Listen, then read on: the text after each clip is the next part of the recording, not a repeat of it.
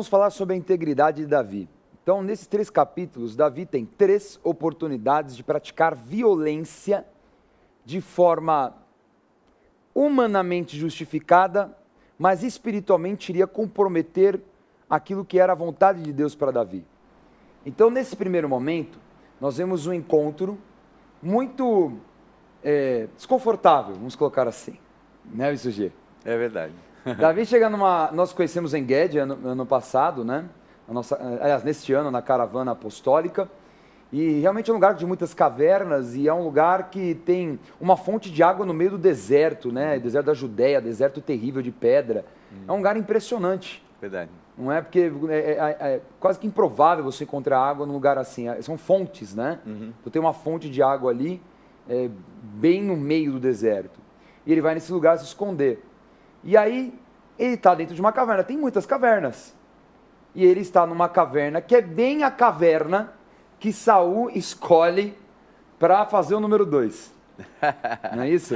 Aliviar o ventre. Aliviar o ventre, né? Comeu comida tailandesa, e aí o negócio caiu mal. E ele está lá no banheiro, na caverna virou um banheiro, né? Imagine a cena, que é uma cena horrível, né? Você está dentro da caverna, quase subiu um cheiro, o que está acontecendo aqui, né? Aí vem os amigos, né, os valentes de Davi, né? Você Davi, olha só quem está aí, hein? E a silhueta, né? Porque aí tá a caverna lá aberta, a luz entrando. E ele naquela posição, né? Posição do Homem-Aranha.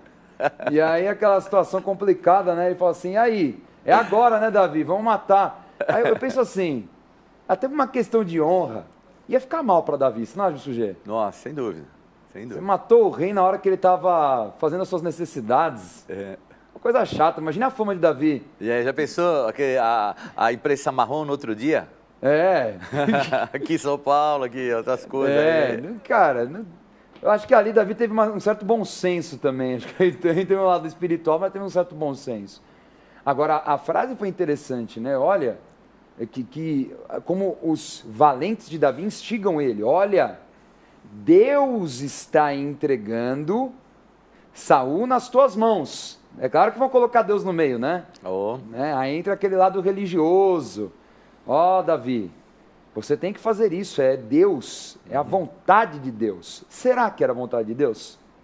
Será que era esse caminho? Talvez Davi estaria até justificado, humanamente falando. Porque Deus me ungiu eu também, está me perseguindo, é uma pessoa má cheia de demônios, está fazendo o povo sofrer, está manipulando o exército de Israel.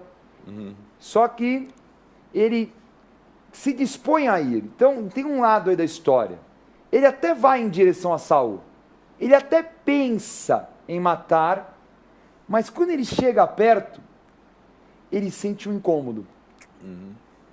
É engraçado isso, né, Bispo G? Muitas pessoas têm isso. Elas sabem que vão fazer uma coisa errada, que não está certo, e de repente elas não fazem porque elas sentem um aperto no coração, algo assim. Não faça isso. É o Espírito Santo, né? Então ali sentiu. E vejam que até a atitude que ele tomou, tomou e cortou a orla do manto. Sim. Mesmo só cortando a orla do manto, o temor, né? E o Espírito Santo na vida dele, o quanto o incomodou. Porque o Espírito Santo nos incomoda quando há alguma coisa, uma transgressão, alguma coisa que está sendo feita errada, ou alguma coisa até que você falou de maneira errada. Imagina, né? Uma atitude que ele tomasse ali mais drástica. O que poderia acontecer, né? Sem dúvida. E ali ele corta o manto, né? Agora, vamos colocar 2 pontos chaves nessa situação. Primeiro, quem convence o homem do pecado, da justiça e do juízo? O Espírito Santo. Então a gente já vê essa diferença entre Davi e Saul. Saul mataria Davi. Sem dúvida, tá nem aí com a honra de estar fazendo necessidade ou não, porque ele não tinha o Espírito Santo. Perfeito. Ele não teria incômodo nenhum e o Espírito Santo não iria manifestar nada porque a ausência total. Ele tinha seu espírito maligno. Agora, um outro ponto interessante é o ponto profético da coisa. Porque quando Saul, no capítulo 15, ele é exortado por Samuel fala, é mais importante obedecer do que sacrificar e tudo mais, Samuel vira as costas e sai andando, desprezando mesmo. Que Saul ele pega na borda do manto e rasga o manto. Não é? E Samuel vira para ele e fala: hoje Deus está rasgando o reino, hoje você está perdendo o reino.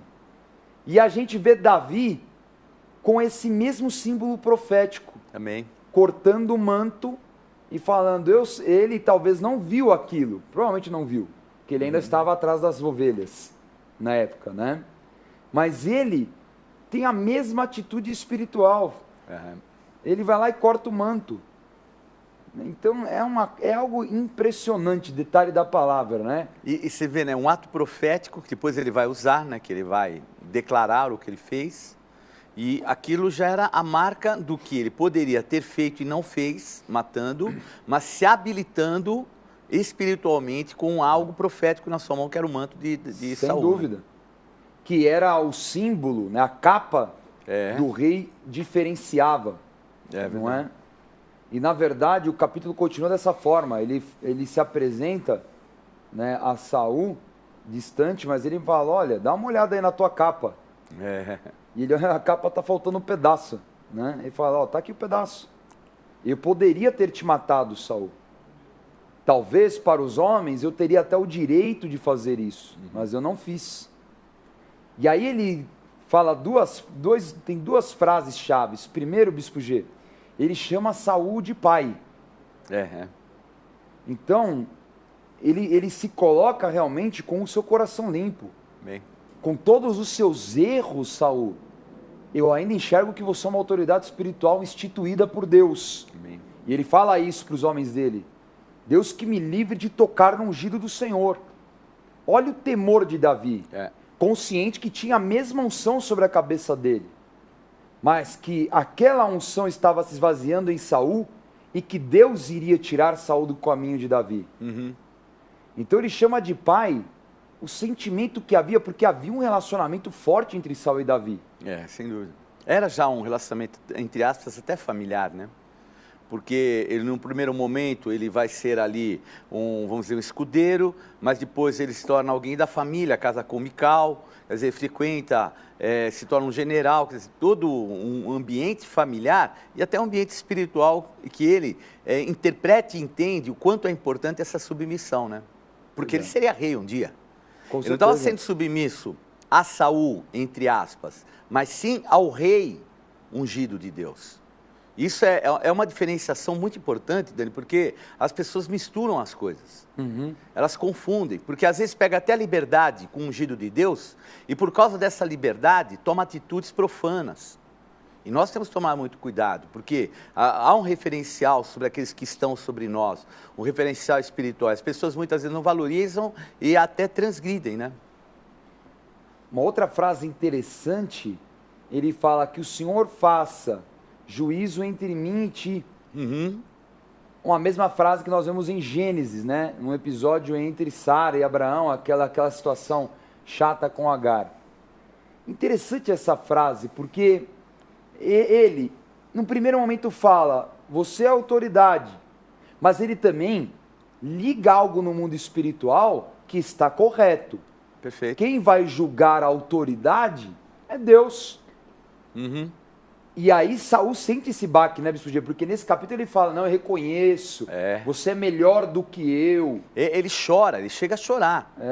Pela atitude espiritual, quer dizer, você vê que era uma pessoa que ele até queria buscar um referencial espiritual, mas a rebelião que ele já tinha criado não permitia, eram demônios mesmo que tomavam, porque ele chega até a chorar diante da situação e diante daquilo que é a fidelidade de Davi. Sim.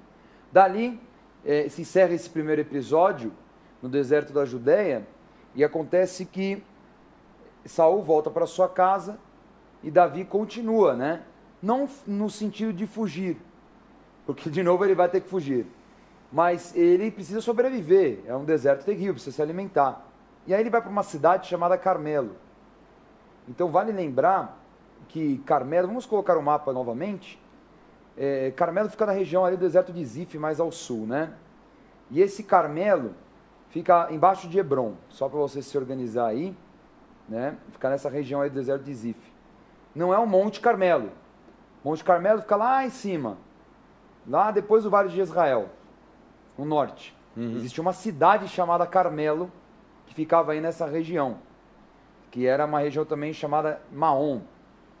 Interessante que nessa cidade, ele vai executar um serviço, faz o bem, mas ele não recebe, né, a retribuição do bem que ele faz. Né? Vamos ver essa passagem. Vamos lá, primeiro livro de Samuel, capítulo 25, versículo 1 em diante. Faleceu Samuel, todos os filhos de Israel se ajuntaram, e o prantearam e o sepultaram na sua casa, em Ramá. Davi se levantou e desceu ao deserto de Parã. Havia um homem em Maom que tinha suas possessões no Carmelo. Homem abastado, tinha 3.000 ovelhas e 1.000 cabras, e estava tosqueando as suas ovelhas no Carmelo. Nabal era o nome deste homem, e Abigail o de sua mulher. Esta era sensata e formosa, porém o homem era duro e maligno em todo o seu trato. Era ele da casa de Caleb. Ouvindo Davi no deserto que Nabal tosqueava as suas ovelhas, enviou 10 moços e lhes disse: Subi ao Carmelo, ide a Nabal, perguntai-lhe em meu nome como está. Respondeu Nabal aos moços de Davi e disse: Quem é Davi? E quem é o filho de Jessé? Muitos são hoje em dia os servos que fogem ao seu senhor. Ora, Davi dissera: Com efeito de nada me serviu ter guardado tudo quanto este possui no deserto, e de nada sentiu falta de tudo quanto lhe pertence. Ele me pagou mal por bem. Então nós vemos aí uma encrenca, porque Davi cuida, alguma coisa deve ter acontecido para ele ter que cuidar, né, do rebanho de Nabal. E quando ele vai falar, Nabal, fiz aqui o serviço e tal, Nabal fala: eu não vou ajudar ninguém que Saul persegue, eu não tenho nada a ver com isso.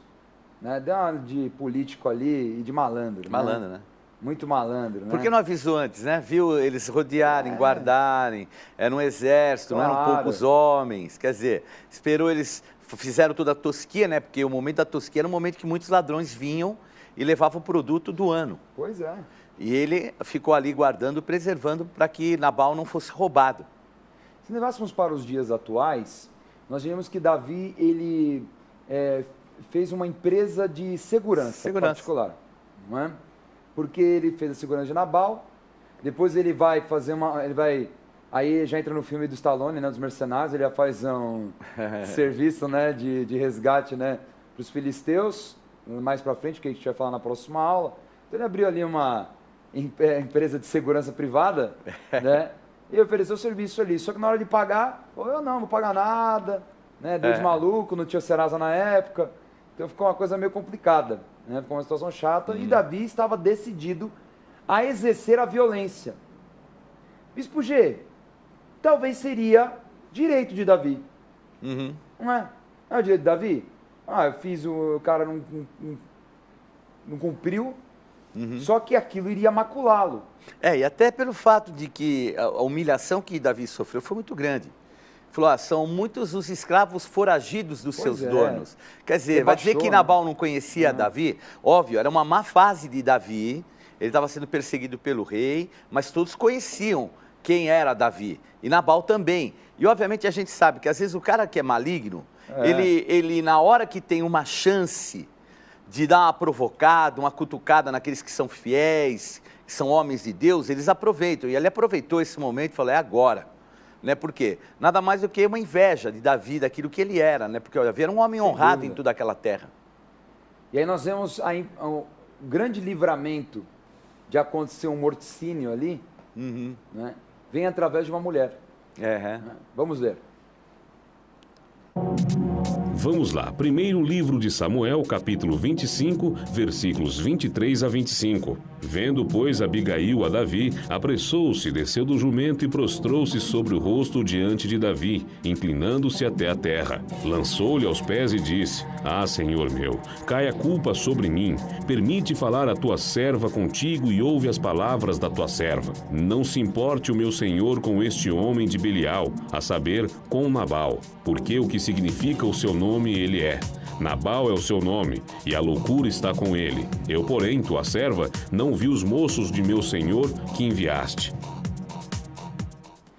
Então Abigail, vendo que toda a casa dela seria exterminada, ela se levanta e vai levar uma oferta para Davi para acalmá-lo. Então é meio que paga o salário, né?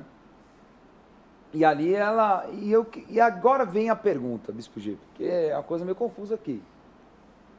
Ela expôs o marido. Não é? Ela chegou para Davi e falou, ele é um maluco mesmo, né? Não sabe o que está fazendo, não tem noção, né? E está em pecado. Ela expôs o marido para Davi. Tudo bem, apaziguou a fúria de Davi, talvez foi uma artimanha para poder proteger a família. Família, sem dúvida. Mas não foi uma situação um pouco... Não dá um ar de insubmissão? A realidade é que quando ela mesma fala que ele é filho de Belial, não é só ela que fala, né? Os próprios servos falam. E aqui ainda eles comentam assim, ó, e não há quem lhe possa falar. Então, quer dizer, era uma pessoa, filho de Belial, filho do maligno, Bel era uma entidade maligna, filho de Belial, e ele era alguém que ninguém podia falar nada, quer dizer, toma uma posição, cabeça dura, irredutível, coração duro. Então, o que ela entendeu? Ela entendeu uma realidade espiritual, que Davi tinha uma missão. Ele era ungido de Deus. Quem não sabia que Davi era ungido de Deus em toda aquela terra? Todos sabiam. E ela sabia disso e sabia tanto quem ele era, Davi, que ela falou, olha, a nossa sorte está selada. Ele vai matar todo mundo, porque sabia quem era. Davi era poderoso na batalha.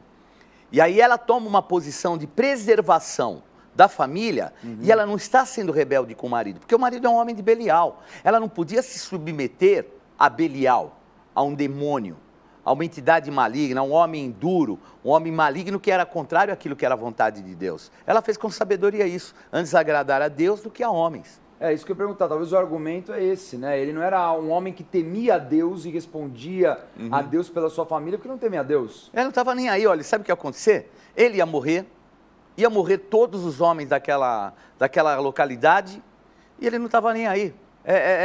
Sabe, cara, tem gente assim, tem gente que não adianta, é sem noção, que a gente até brinca, dá tiro no próprio pé. Ele era um assim, só que estava sendo usado por Belial, pelo maligno, então iria acontecer o quê? Dali para frente, se Davi faz aquilo que ele iria fazer, já de novo a imprensa marrom ia mandar bala. Davi mata fazendeiro do Carmelo porque não quis pagar lá, ia falar alguma coisa. Quis roubar, quis tirar, quis obrigar, aí dali para frente o diabo ia deitar e rolar. Então ela foi uma mulher prudente, sábia e, por incrível que possa parecer, submissa. Estava embaixo da missão de Deus. Muito bem, você vê que você falou na rede social, no Facebook, já está lá, né? Davi já matou Nabal, aquela situação... pobre notícias populares. Fazendeiro. Ele e a família, não ficou um homem sequer vivo. Davi queria obrigá-los Davi, um serial killer. A pagar. Já viu? Meu Deus. E Davi ia manchar um currículo incrível que ele tinha diante de Deus, né? Então, complicado. Agora, o cara era tão ruim de coração, Nabal era tão terrível, que ele morreu do coração. Ele era duro de coração e Deus só endureceu um pouquinho mais. Endureceu e parou. Né? Já está duro Tirou mesmo. o óleo ali, endureceu né? um pouquinho mais. Tinha mais óleo, a engrenagem travou. Mas há um versículo em Provérbios que diz assim, que o homem que é repreendido, muitas vezes, e endurece as cerviscas, endurece a cabeça, ele é quebrado sem que haja conserto. Olha só. Então, ele estava fazendo isso. Ele endureceu a cerviz até que houve o quê? O quebrar. Aí não teve mais conserto. E aí nós sabemos a história que Davi acaba casando com Abigail, porque também, né? Assim, a mulher inteligente, assim, virtuosa, sábia, isso é uma espécie rara. Você sabe que uma vez o Senhor ministrou ao meu coração uma coisa muito interessante que eu só depois fui acompanhar na Bíblia. Porque depois que Davi casa com Abigail, ele prospera. Pode reparar. A partir daí vem a cidade de Ziclag, depois dali para frente vem o crescimento dele. Nós vemos ali, vamos dizer, estávamos na caverna do Adulão. Sim. Depois que ele casa com uma mulher sábia, uma mulher inteligente, uma mulher prudente, ele começa a prosperar. Incrível. Porque ele estava até aquele momento com quem? Com Mical. Então, veja, já conhecemos o perfil dela. Um laço espiritual. Um laço espiritual. E dali estéreo, para frente, né? ele prospera. E estéreo, porque ela vai se tornar estéreo depois. Verdade. Agora, interessante, né? Como realmente nós vemos histórias dentro e fora da igreja, de homens incríveis e que se perderam por causa, né, do mau conselho da mulher, do mau exemplo da mulher.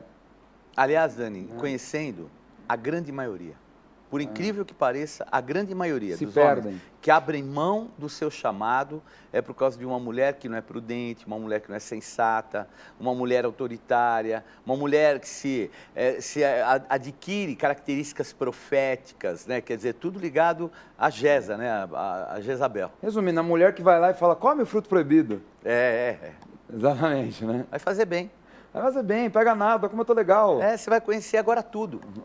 Ele só conhecia o bem, né? Agora ia conhecer o mal. Conheceu o mal, pois é.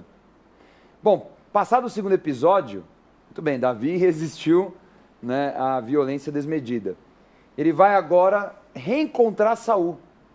E com uma condição até parecida com o capítulo 24. Mais uma oportunidade, Saul volta a persegui-lo. Mais uma oportunidade de Davi matá-lo, mas Davi opta em esperar no Senhor. Vamos ler. Vamos lá, primeiro livro de Samuel, capítulo 26, versículo 3 em diante. Acampou-se Saul no outeiro de Áquila, defronte de Gesimom. Junto ao caminho, porém, Davi ficou no deserto, e sabendo que Saul vinha para ali, à sua procura. Enviou espias e soube que Saul tinha vindo. Vieram, pois, Davi e Abisai de noite ao povo, e eis que Saul estava deitado, dormindo no acampamento, e a sua lança fincava na terra a sua cabeceira. Abner e o povo estavam deitados ao redor dele. Então disse Abisai a Davi: Deus te entregou hoje nas mãos o teu inimigo. Deixai-me, pois, agora encravá-lo com a lança, ao chão de um só golpe. Não será preciso segundo. Davi, porém, respondeu a Abisai: Não mates, pois quem haverá que estenda a mão contra o ungido do Senhor e fique inocente? Acrescentou Davi: Tão certo como vive o Senhor, este o ferirá, ou o seu dia chegará em que morra, ou em que descendo a batalha seja morto. O Senhor me guarde de que eu estenda a mão contra o seu ungido. Agora, porém, toma a lança que está à sua cabeceira e a bilha da água, e vamo-nos. Então nós vemos nessa passagem uma oportunidade também no deserto da Judéia, aquela região que nós já apresentamos, em que Saul faz o seu acampamento e à noite, né, de forma, é claro, né, escondida, sem ser percebido, Davi desce com alguém que vai ser um famoso general dele, né, chamado Abisai. E ali a mesma oportunidade, Bispo G. Aliás, até um comentário, né? Abisai era louco para arrancar a cabeça dos outros, né? Ele era sobrinho de Davi.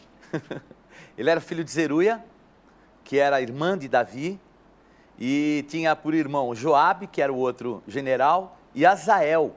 Então os três principais generais de Davi eram sobrinhos dele, filhos de Zeruia, irmã dele. São os três irmãos. Três irmãos. Abisai, Azael e Joabe. E Joabe. E depois a gente vai ver uma crise em família aí, né? Porque um vai ser matar o outro. Mas né? Assim, o interessante é esse, né? Que é o mais jovem, mas é o mais que quer mais ver sangue no zóio. Abisai, ele queria toda hora arrancar a cabeça de um, né? De Saul 2 vezes, daqui a pouco tem um outro processo que vai acontecer mais para frente, onde há uma humilhação, ele quer arrancar a cabeça também de uma outra pessoa lá. Abisai é como aquelas crianças que são pequenininhas, mas são invocadinhas, né? E dão bastante trabalho. O pirralho. Exatamente. Então a gente tem Abisai e Azael, a gente sabe que Azael depois vai morrer também na mão de Abner, e é exatamente o general que era o general de Saul. É bem complicado. Então vai ter uma briga de um matar o outro aí. Joabe depois vinga. Parece aquele filme brasileiro Abril Despedaçado, que um vai matando a família do outro, vai ficando um negócio mais ou menos assim, né? Agora é interessante porque Abisai e todos esses sobrinhos e primos, enfim, né, de Davi, eles têm essa força de guerra, essa violência, e ele fala a mesma coisa que na outra oportunidade o outro falou: olha, Deus te entrega na tua mão, vai que é tua, Davi. Né? Só que aí Davi, aliás, até a forma que ele fala, você vê que é um momento assim mesmo, risca-faca, né? Porque ele fala assim, ó, já pega a lança e já atravessa com tudo, já até falou como matar, né? Requintes de crueldade de Abisai. Mas aí Davi fala, não, né? Não, eu já falei, Já falei que eu não vou tocar no ungido do Senhor. E até pelo fato, né, Dani, que ele sabia que a chegada deles naquele lugar, sem ninguém tê-los impedido, era porque Deus estava nisso. Sem dúvida. Então ele não ia, ali naquele momento, ferir algo que Deus queria fazer na vida dele, porque seria impraticável o rei de 3.000 soldados dos melhores que existem, Abner, que era um grande general, de repente estarem ali de bobeira. O que era? Era a mão de Deus, mais uma vez operando, para que Davi ali continuasse com seus atos proféticos. Exatamente. Ele pega alguns símbolos, né, Bispo G? Os irmãos até repetir. A lança... E a bilha. E a bilha, né, de água, né? É um cântaro, né? Um cântaro. É um cântaro, né? A gente tem o costume, né, de dormir com um copinho de água do lado. Do lado. Então ele tinha aquela bilha de água, né, uma jarra, né, como um jarro de água. E ele pega também a lança. E é claro que o instrumento de guerra do rei era diferenciado. Então acho que ele acordou e falou, cadê minha lança? Cadê a minha jarra de água? E até teve que achar estranho. Agora imagine, ele sai da tenda dele e está lá Davi. Agora é interessante o que Davi fala. Porque Davi nem agride, mas Saul fala, ó, Saul, tá vendo? Eu poderia te matar novamente. Davi ele lança uma sentença contra o general de Saul, chamado Abner, e aliás, essa sentença se cumpre na mão do primo, né, na mão de Joabe. Então ele fala, olha, o homem que deveria proteger o rei não protegeu, é digno de morte. Então ele ainda chama a atenção de Saul, fala, olha como você está andando aí que... Porque o referencial agora, antes, vamos dizer, o referencial profético, aquilo que deveria ser ligado no mundo espiritual, Saul já ligou. Ele mesmo falou, ó, você vai ser melhor rei do que eu. Então ele já tinha ligado, chorou, tudo, ali constrangido. Agora era realmente algo profético ligado ao quê? Ao comando que ele tinha, ao exército, que era um exército poderoso de Saul. Então aí ele lança, a lança nada mais é do que esse referencial profético. E a bilha era a provisão. Então a água que era de Saul, né, a bilha de Saul, e a lança nada mais era do que o exército e a provisão, que era o que faltava para Davi se habilitar espiritualmente para se tornar um grande rei e destruir o exército, entre aspas, que era contrário a ele. Até porque o poder militar era o marco dos reis, né, na antiguidade. O poder militar, bom, até hoje, né, o poder militar, né, determina também, né, a sua influência política. Então nós vemos aí Davi construindo isso. Agora Davi, ele viu que ainda não aconteceu como ele queria. Então nós vamos ver na próxima aula que aí ele fala, bom, cada um vai para o seu lado, eu vou me fortalecer com os filisteus. Não é? E aí a gente vai ver o que vai acontecer. Assim, temos um inimigo em comum, né, Ax? Então, quem sabe, né? E também, Dani, Saul fala assim, é você mesmo, meu filho Davi. Então ele próprio também já começa a dar o referencial. O que é um filho? Filho é futuro rei. Então ele já está habilitando isso. Nesse momento ele chama de filho. É interessante como o mundo espiritual começa a se mover a favor de Davi, né? No outro, Davi o chamou de pai, e nesse agora, Saul chama de filho. E ele se reconcilia com Davi. Ele aqui, né? Então reconheceu Saul a voz de Davi e disse, não é a tua voz, meu filho Davi? Respondeu Davi, sim, a minha, ó rei. E aí ele vai... E aí nós vamos ver que Davi opta por ser um mercenário para que ele tenha mais força política. Isso. Porque sabe também que o dia estava chegando, né, o fim de Saul. E assim, Saul não era de confiança. Saul era aqueles caras, né? Chora hoje e amanhã tá dando cabeçada na parede. Quer dizer, sabe que vai acontecer, mas não quer aceitar. Não quer entregar o osso, né? Sabe que vai perder, mas não quer entregar o osso. Né? Exatamente isso. Muito bem, então fique ligado que na próxima aula nós vamos falar sobre o fim de Saul. Antes de nós revisarmos a aula de hoje, eu quero dar a dica Gospel Bay, que é a coleção Formação Apostólica.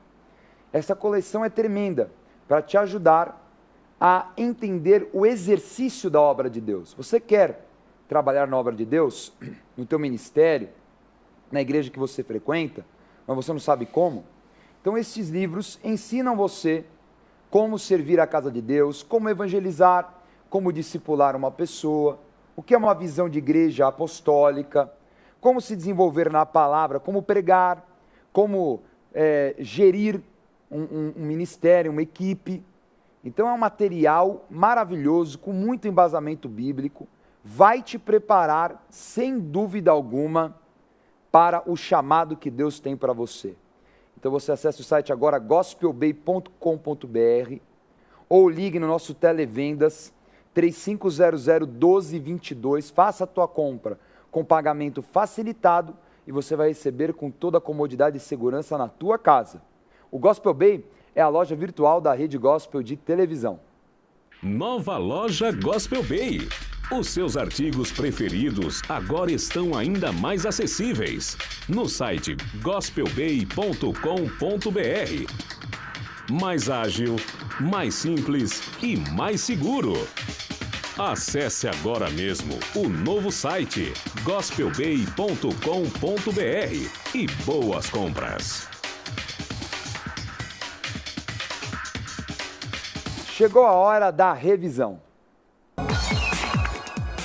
Na aula de hoje, estudamos os capítulos 24 a 26 do primeiro livro de Samuel, momento em que Davi teve muitas oportunidades de praticar a violência desmedida, mas preferiu esperar a justiça de Deus. Por 2 vezes, Davi poderia ter matado o indefeso Saul, mas se recusou e sabia que Deus que tiraria Saul do trono. Ainda vimos que Davi, por pouco, não se vingou de Nabal pela ingratidão, mas foi impedido pela sábia Abigail, mulher que Davi casou-se após morte natural de Nabal. Aprendemos que a justiça do Senhor não falha e que vale a pena esperar nele.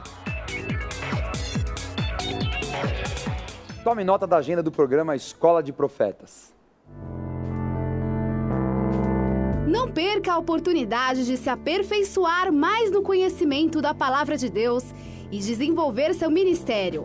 Participe dos cursos do Centro de Estudos Apostólico. Para mais informações, acesse ceaapostólico.com.br ou entre em contato pelo telefone 11 3203 0641.